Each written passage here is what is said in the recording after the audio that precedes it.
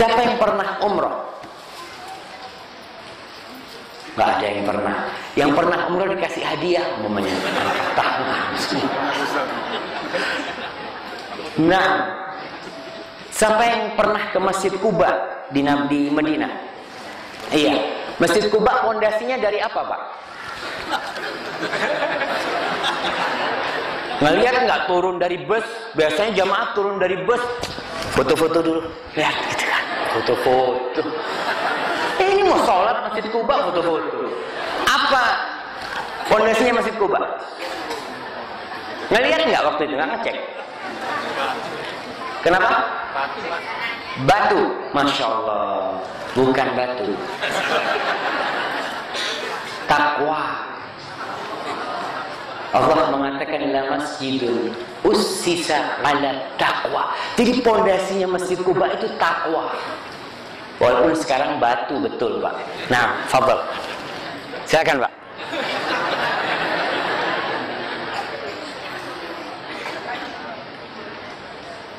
Masya Allah, barakallahu fikum, barakallahu fikum. Nah, jadi kalau sekarang ya kita lihat batu lah, tapi masjid itu dibangun atas dasar takwa. Ada masjid yang dibangun atas dasar pamer, ada masjid yang dibangun atas dasar nggak enak, duitnya sudah banyak nggak bangun masjid, ya udah. Pondasinya apa? Nggak enak. Allah Akbar. Masjid itu dibangun atas dasar takwa, ketakwaan kepada Allah Jalla Jalla. Fihi, Allah ceritakan tentang orang-orang yang di dalam itu. Fihi rijalun yuhibbuna ayyatatahharu. Di dalam masjid itu ada lelaki-lelaki yang suka menyucikan dirinya. Wallahu yuhibbul mutahhirin. Wallahu yuhibbul mutatahhirin. Allah itu cinta kepada orang-orang yang suka menyucikan dirinya. Jadi Allah cinta kepada orang-orang yang suka menyucikan dirinya. Menyucikan dari apa? Dari 3 hal tadi. Dari yang namanya kekufuran, kefasikan, dari hadas dan dari najis. Kalau sudah Allah cinta, aman hidup kita.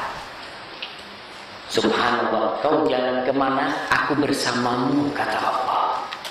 Maka kecintaan inilah yang akan membersihkan jiwa kita.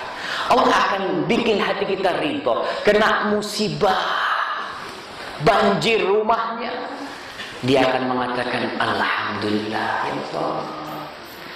Mungkin aku harus banyak-banyak istighfar di rumah ini. Ridho sama dia. Suaminya datang, udah 2 hari nggak pulang. Umpamanya datang bawa duit 10.000. Nah, cuma bapak ini, alhamdulillah Pak, bapak pulang, tenang rumah ini Pak. Kalau nggak diusir sama istrinya gitu. Nah, ya kalau istri yang soleha nggak mungkin ngusir suaminya gitu kan.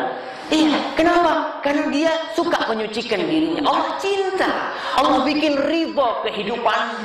Kalau Allah sudah cinta, itu dengan menyucikan diri kita, baik yang lahir atau yang batin kita. Wallahu yuhibbul mutatahhirin.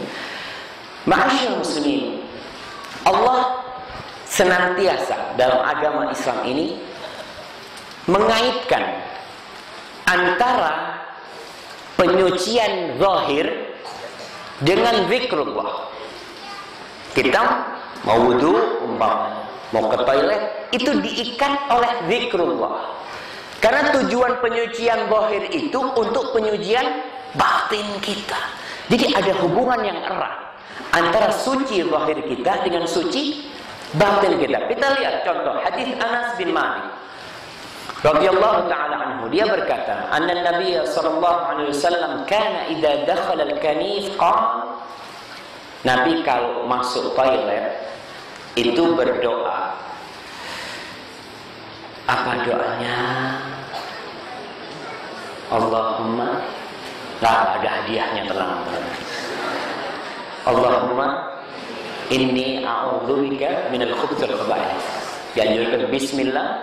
Allahumma inni a'udzubika minal khubuthil khaba'ith. Bayangkan, kita ini sedang hendak membuang hajat kita, membersihkan raga kita, tapi disuruh berdoa. Doa apa? Dengan nama Allah. Aku berlindung kepadamu dari setan perempuan dan setan laki, dari setan laki dan setan perempuan.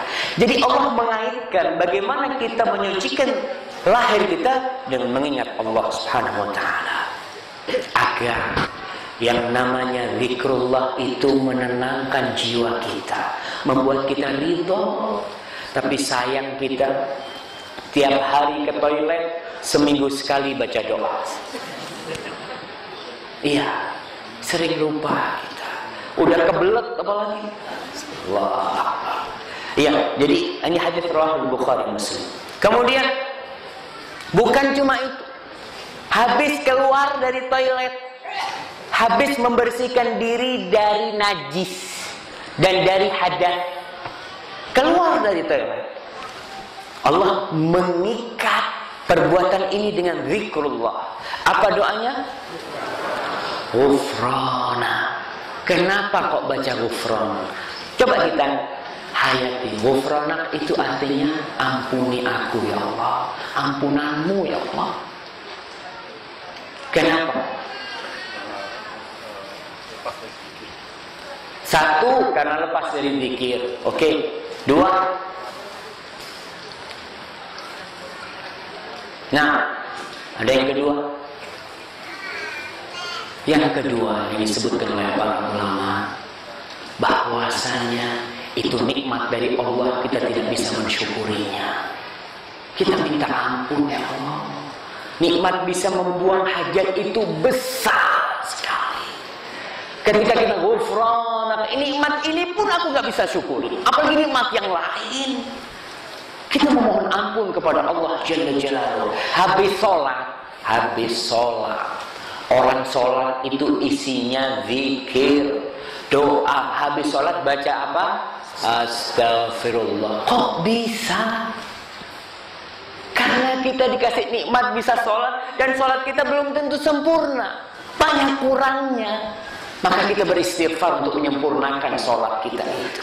Begitu pula tatkala kita keluar dari toilet itu, kita mengatakan ghufranaka. Nah, ini berkaitan dengan menyucikan lahir dan batin kita. Dalam hadis Abi Hurairah yang diriwayatkan oleh Imam Ahmad, Rasul SAW bersabda, la salata liman la wudu'a lahu. Tidak sah salatnya orang yang tidak punya wudu. Salat ini penyucian batin, penyucian jiwa. Tidak sah kecuali ada penyucian zahir. Jadi ada kaitan antara yang batin sama yang zahir. Kemudian wala wudu, dan ternyata yang zahir ini wala wudu'a liman lam yadhkur ismallah alaihi. Dan tidak sempurna wudu seseorang yang tidak baca bismillah. Bah, kita lihat di awal bismillah untuk memulai penyucian zahir. Kita mau bersih-bersih nih, mau cuci muka, diperintahkan untuk baca bismillah. Oke, kita mau cuci jiwa kita, nggak bisa kau cuci jiwa kecuali kau wudu dulu. Kau sucikan ragamu, kemudian kau bisa melaksanakan sholat untuk menghadap Allah Subhanahu wa taala. Maka ada hubungan yang erat sekali antara penyucian batin dengan penyucian zahir. Sekarang kita akan masuk kepada hadis-hadis Nabi yang berkaitan dengan penyucian zahir, fadilah-fadilah wudu, yang di sana ada unsur penyucian jiwa kita, pembersihan diri kita. Yang pertama, Rasulullah SAW mengatakan at-tuhuru syatrul iman. Bersuci itu separuh dari iman, separuh dari keimanan. Karena apa? Orang sholat tanpa wudhu nggak diterima. Harus ada wudhu dia. Memang mungkin tetangganya, kita sholat satu soft 10 orang, tetangganya tidak tahu kalau dia hadas dan belum wudhu. Dia Allahu Akbar, nggak tahu tetangga. Apa diterima sholatnya? Tidak diterima. Kenapa dia harus wudhu? Inilah imanmu man. Kau beriman nggak sama Allah Subhanahu Wa Taala? Iya, sahabatmu nggak tahu, tapi Allah tahu kalau kau tidak berwudhu. An Abi Malik Al-Ash'ari qala, Abu Malik Al-Ash'ari berkata, qala Rasulullah sallallahu alaihi wasallam, at-tuhuru syatrul iman, walhamdulillahi tamla'ul mizan. Bersuci itu separuh dari keimanan, dan alhamdulillah itu memenuhi timbangan. Hadis riwayat Muslim. Ini keutamaan bersuci. Jadi jangan malas-malas bersuci. Karena sebagian ada di antara kita yang asal-asalan bersucinya. Kita lihat sekarang wudhu itu penyebab dihapuskannya dosa. Kita lihat, kita nyucikan, kita mencuci tangan kita, wajah kita, kaki kita, mengusap rambut kita. Yang bersih mana? Dosa kita bersih. Dosa kita dibersihin sama Allah. Padahal kita bersih-bersih zahir kita. Rasulullah SAW bersabda, hadis Utsman bin Affan radhiyallahu taala anhu dalam riwayat Muslim, beliau bersabda, man tawadda'a fa ahsana al-wudu'a kharajat khatayahu min jasadihi hatta takhruja min tahti al-fadhi. Barang siapa yang berwudu dan dia menyempurnakan wudunya, sempurna wudunya. Karena ada sebagian di antara kita, ya anak-anak lah. Kalau bapak-bapak insya Allah nggak ada. Ibu-ibu udah bukan zamannya. Tapi kalau anak-anak wudu kadang-kala sininya nggak basah gitu kan. Perlu diperhatikan. Jadi kalau anaknya wudu dilihat, udah basah belum deh? Oh iya belum. Nah, tuh lagi dia. Karena saya lihat anak saya sering itu wudu gitu. Kalau lihat nggak basah. Nyuci kaki, pokok basah disiram. Padahal aturannya sampai mata kaki. Jadi wudhu yang akan mendapatkan ampunan dosa yang sempurna. Rasul mengatakan barang siapa yang berwudhu, kemudian dia menyempurnakan wudhunya, yang satu kali sah, tapi lebih sempurna, dua kali lebih sempurna lagi, tiga kali lebih nggak sempurna, 7 kali. Iya. Sunnahnya berapa? 3 kali. Oh, kalau gitu kan Rasul yang menyempurnakan wudhunya. Saya mau 7 kali. Masya Allah. Enggak, itu enggak nyunnah, enggak sempurna, malah kurang. Kecuali dia gosok di sini kotoran 3 kali belum bersih, 4 kali belum bersih, enggak apa-apa. Karena untuk menghilangkan kotoran itu. Tapi kalau dia niat mau 7 kali karena lebih sempurna, maka nggak boleh yang seperti itu. Tidak dianjurkan Nabi. Nabi cuma 3 kali. Dia sempurnakan wudhunya. Maka apa yang akan dia dapatkan? Orang bersuci zahir. Yang akan dia dapatkan, kata Nabi, kharajat khatayahu min jasadihi. Dosa-dosa akan keluar dari tubuhnya.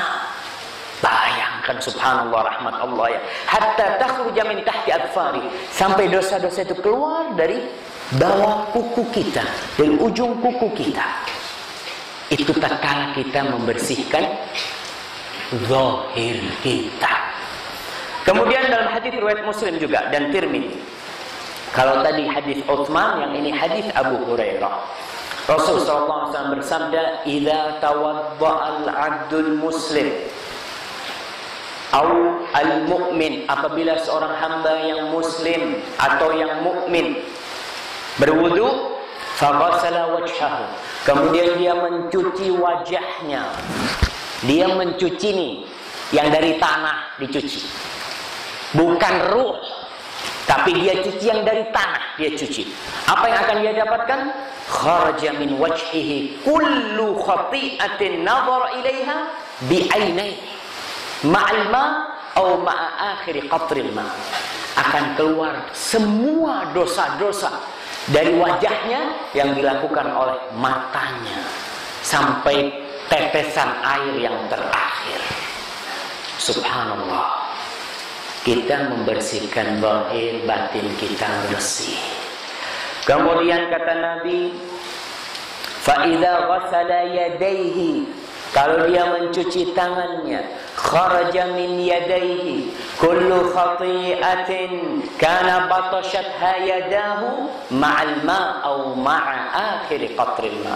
Ketika dia mencuci tangannya, ini tangan banyak berbuat dosa, maka dengan dia berwudu mencuci tangannya akan keluar dosa-dosa yang pernah dilakukan dengan tangan kita.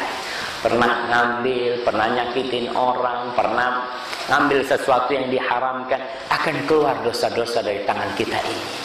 Karena tangan ini bakal jadi saksi di hari kiamat. Tapi kalau sudah dibersihin zahirnya, batinnya juga udah keluar, aman.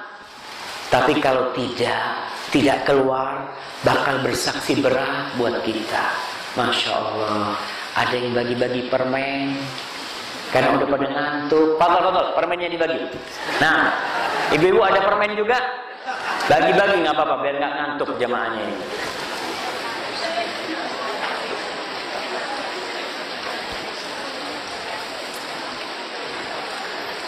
Yang belakang nggak dapat belakang. Masya Allah, itu khusus buat soft pertama. Soft pertama itu soft ya.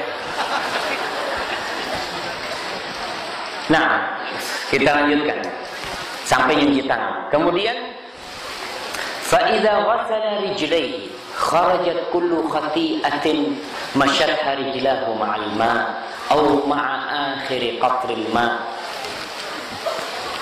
Kata Rasul SAW, apabila dia mencuci kakinya, kaki ini yang sering nginjak kotoran, nginjak tanah, tapi dia sering melangkah ke tempat-tempat yang diharamkan. Dia melangkah ke tempat-tempat yang Allah tidak suka. Maka tatkala dia mencuci kakinya dan dia terus cuci kakinya, itu dosa-dosa yang pernah dilangkahkan oleh kakinya akan keluar, kata Rasul SAW. Sampai dengan air, akan keluar dengan air atau dengan tetesan air terakhir. Kemudian Nabi mengatakan hatta yakhruja naqiyan minad dzunub, sehingga dia selesai wudu itu keluar bersih, suci dari dosa. Sekali lagi kita membersihkan tanah ini yang akan bersih ruh kita juga. Ini janji Rasul sallallahu alaihi wasallam. Maka ketika kita berbuat dosa, dianjurkan untuk berwudu, kemudian sholat, supaya keluar itu dosa-dosa. Yang nomor 3, ya nomor 3, fadilah wudu itu, perhiasan itu akan sampai di tempat wudu. Perhiasan itu akan sampai, perhiasan nanti di surga ya. Di surga perhiasan akan sampai di mana wudu kita sampai. Jadi ibu-ibu bakal pakai gelang sampai sikunya di surga. Jangan mikir kalau di sini pakai sikunya dipotong sama perampok tangannya itu kan. Iya, sampai sikunya pakai gelang. Dan bapak-bapak akan mendapatkan perhiasan dari Allah Subhanahu wa taala juga. Sebagaimana ibu-ibu dihiasin, bapak-bapak di surga akan dihiasin supaya lebih tampan nantinya. Nah, akan sampai di mana wudu itu sampai. Kata Rasul sallallahu alaihi wasallam dalam hadis riwayat Nasa'i dalam As-Sunan Al-Kubra dan disahihkan oleh Syekh Albani, kuntu khalfa Abi Hurairah wa huwa yatawadda. Aku berada di belakangnya Abu Hurairah, sedangkan Abu Hurairah sedang berwudu untuk sholat. Fakana yamuddu yadahu hatta yablugha ibtahu. Abu Hurairah wudu sampai ke ujung ketiak. Abu Hurairah wudu sampai ke ujung ketiak. Nah, kemudian Abu Hurairah mengatakan, sami'tu Khalili yaqul, aku mendengar kekasihku berkata, tablughul hilyatu minal mu'min haitsu yablughul wudu. Perhiasan orang beriman itu akan sampai di mana? Sampainya wudu itu. Boleh nggak kita wudu sampai ke ketiak kita? Ini dalam hadis Abu Hurairah wudu sampai ke ketek. Kita lanjutkan, nanti kita bahas itu. Wudu itu membedakan antara mukmin dengan kafir, antara umatnya Nabi Muhammad dengan yang bukan umatnya Nabi Muhammad. Nanti di padang mahsyar, tatkala kita dibangkitkan dari kubur kita, telanjang, belum disunah, nggak pakai sandal, digiring ke padang mahsyar. Itu mentari mendekat di sana kepada mereka 1 mil. Akhirnya orang-orang pada mandi keringat.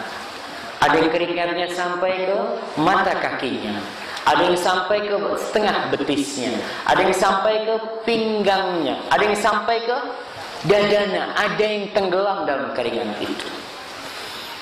Hanya orang-orang yang mendapatkan naungan dari Allah yang selamat dari panasnya mentari. Setelah itu orang-orang, setelah dari sono, mereka berangkat ke haud, ke telaga. Nabi sudah nunggu di telaga kita. Bagaimana Nabi mengenali kita nanti? Dari pancaran cahaya wudhu itu. Kata Rasul sallallahu alaihi wasallam, "Inna ummati yud'auna yawmal qiyamati ghurran muhajjalin min atharil wudu." Umatku akan dipanggil pada hari kiamat itu dalam kondisi bersih, putih, cerah dari bekas wudhu mereka. Kelihatan di antara orang-orang yang gelap, kelihatan Rasul dengan umatnya. Ketika itu Rasul mengatakan, umatnya lagi datang nih ke telaga, lagi mendekat. Tiba-tiba sebagian malaikat, ada malaikat yang menghalau mereka, melarang mereka untuk mendekat ke telaga Rasul SAW. Nabi karena cintanya beliau mengatakan, ummati, ummati, kata Nabi, umatku, umatku, kata Nabi. Kenapa kok dihalau mereka? Ketika itu para malaikat mengatakan, innaka la tadri ma ahdatsu ba'dak. Kau nggak tahu apa yang diperbuat oleh umatmu dari hal-hal yang baru setelah kau meninggal. Maka akhirnya Nabi Muhammad mengatakan, sohon, jauhkan mereka itu sudah dari umatnya. Nabi akan tahu kita dari bekas wudhu kita nanti di padang mahsyar sana. Kemudian hadis ini Abu Hurairah mengatakan, "Faman istata'a minkum an yutila ghurratahu falyaf'al." Barang siapa di antara kalian yang bisa memanjangkan kecerahan cahaya itu, hendaklah dia melakukan. Hadis rawahu Bukhari Muslim. Gimana sekarang? Boleh enggak kita wudhu sampai ke ketek? Hah? Cuci kaki sampai ke dengkul. Apa bahasa Indonesia? Lutut. Nah, sampai ke lutut. Boleh enggak? Wudhu, Masya Allah, supaya cahayanya sampai ke pahanya, dicuci pahanya. Itu kan pamai gitu kan? Memang ada. Saya kadang melihat bapak-bapak gitu kan, wudhu dengkulnya di, Masya Allah. Dan terus terang, saya waktu SD wudhu itu sampai dengkul, sampai lutut. Karena apa? Karena orang tua kalau wudhu sampai lutut, kita ikutlah apa kata orang tua.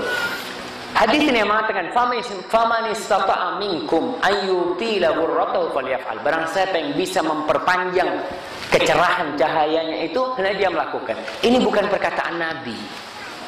Para ulama mengatakan hadza mudraj, ini yang tersusupkan dalam hadis. Ini perkataan Abu Hurairah. Dan para sahabat tidak melakukan yang seperti ini. Ini termasuk pendapat tersendiri milik Abu Hurairah. Karena Nabi pun selama wudhu beliau tidak pernah melebih-lebihkan.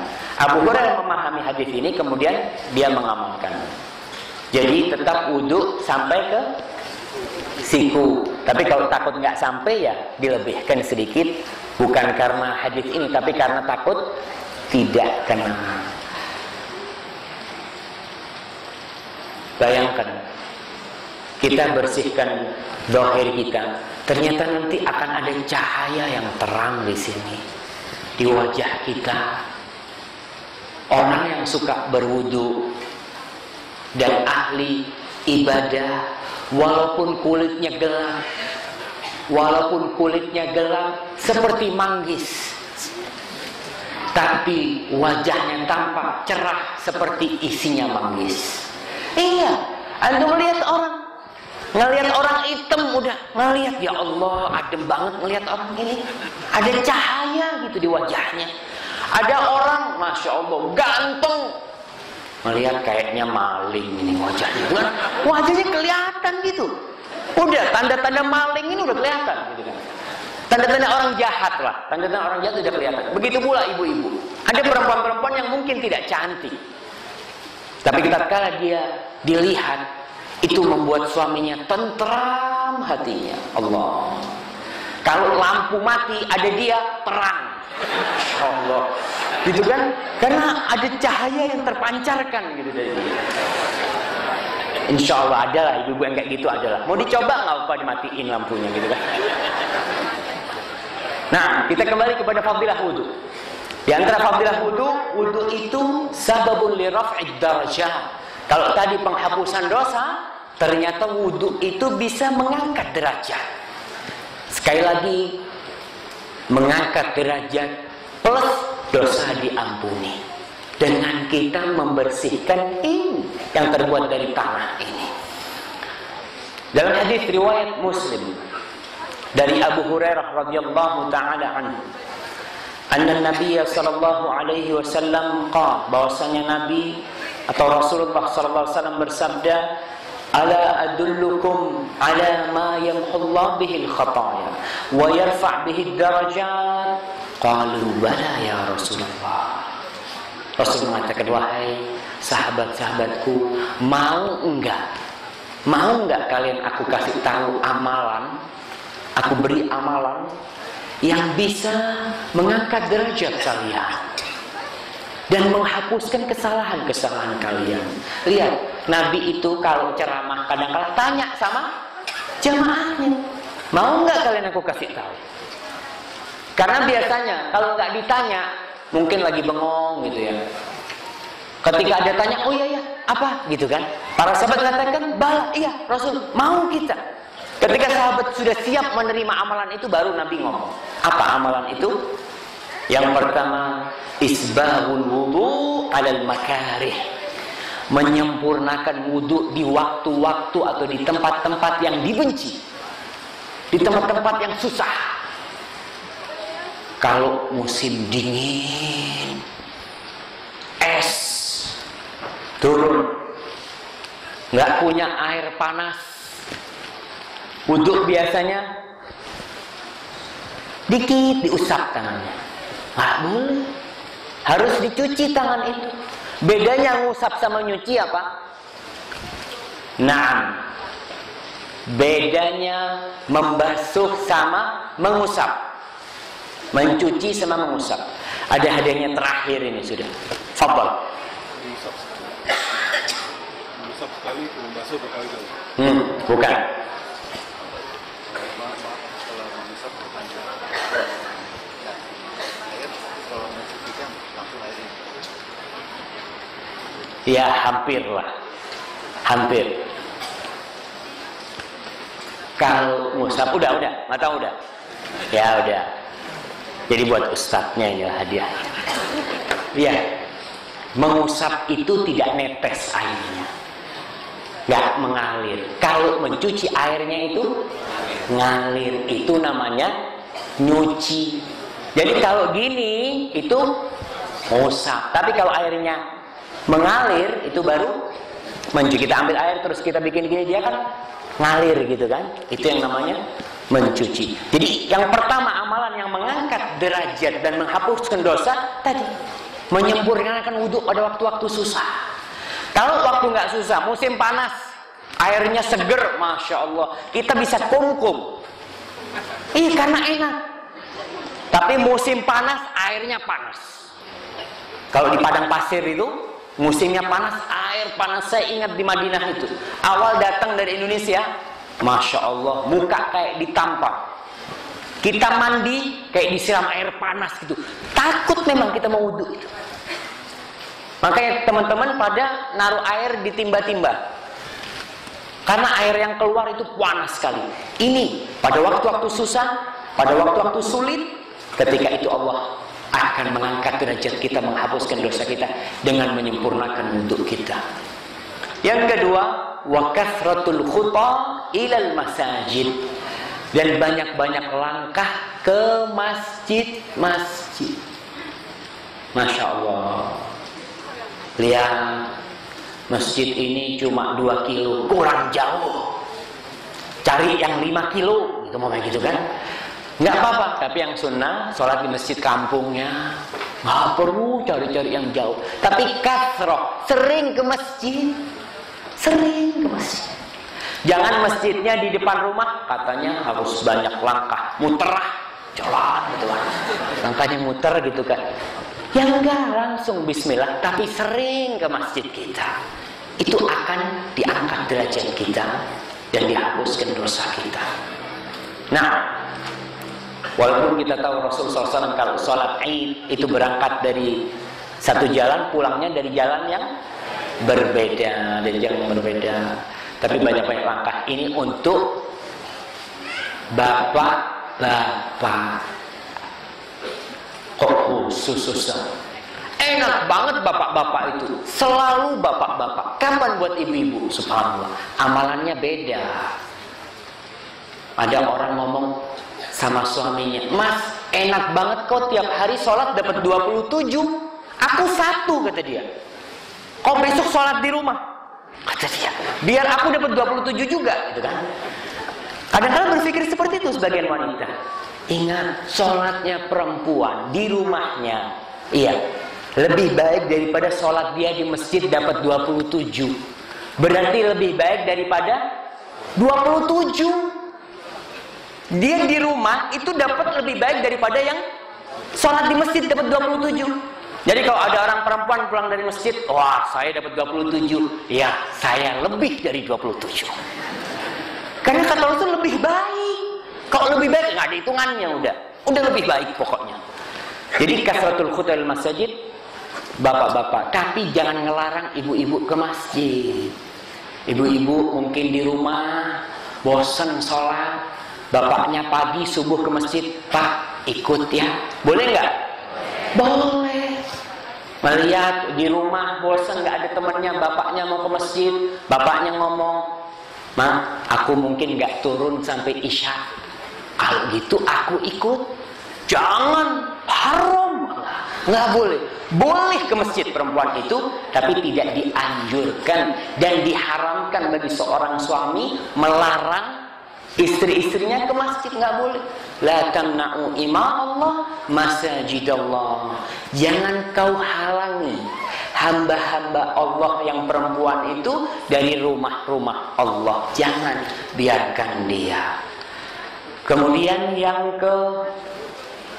ketiga, wantidharus sholati ba'da sholat. Menunggu sholat setelah sholat. Duduk di tempatnya. Fadzalikumur ribat, itu namanya penjagaan yang sangat ketat. Karena orang Islam biasanya menjaga perbatasan negeri Islam sama orang kafir itu dengan tentara-tentara jaga demi untuk menyelamatkan negeri. Ketika kita menunggu sholat, dari sholat yang selanjutnya kita sebenarnya sedang menjaga. Gimana kalau habis sholat maghrib nggak turun masjid ngobrol? Apa sama, Ustaz? Ya, ini maksudnya orang itu dalam kondisi dia berzikir, ingat Allah di situ. Nggak ngobrol, Ustaz, tapi ngelihat berita, nonton berita sampai azan isya tidak. Jadi anjuran ini agar kita ibadah zikir menunggu sholat yang selanjutnya. Kemudian kata Rasulullah SAW, kita yang keberapa?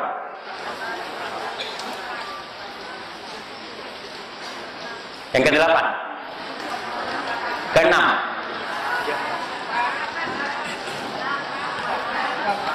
empat. Iyalah, empat. Nah, yang keempat, wudhu itu menjadi penyebab dibukanya pintu-pintu surga. Subhanallah.